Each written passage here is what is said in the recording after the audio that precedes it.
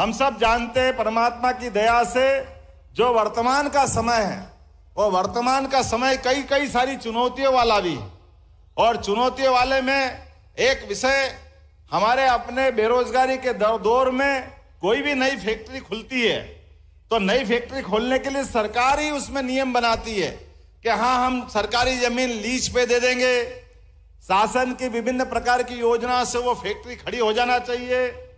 ऐसे कई कारण से वो महत्व देते हैं। लेकिन हम सब जानते हैं कि जैसे हमारी वर्तमान की व्यवस्था खड़ी होती है और कोई कारण से फैक्ट्री बंद हो जाती तो सब हाथ खड़े कर देते।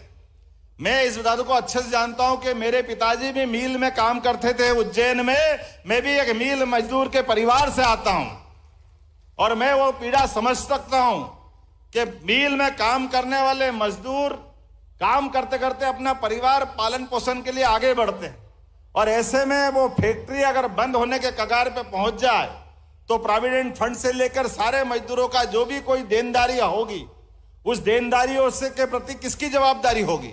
अब फैक्ट्री खुली 1923 में 60 साल तक ये हुकुमचंद मिल चलता रहा।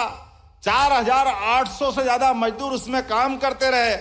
लेकिन काम करते करते जब फैक्ट्री बंद हो गई तो मूल जिनने फैक्ट्री डाली वो तो कहीं और चले गए। और जैसा कि माननीय कैलाश जी भाई साहब कह रहे हैं, अब जमीन का मसला आया, नगर निगम हो, कलेक्टर हो, राज्य शासन हो, सब कहने को तैयार है कि भैया ये जमीन तो हमारी है, अब मजदूर की देनदारी हमारी जवाबदारी नहीं।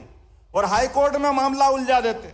ऐसा कैसा उज्जैन में विनोद विमल मिल का मामला उलझा हुआ था जिसके माध्यम से मैं अपने उस पूरे माहौल को नजदीक से देखा था।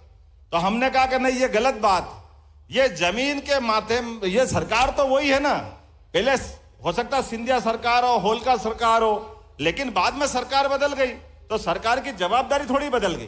तो सरकार की दृष्टि तो विशाल होना चाहिए।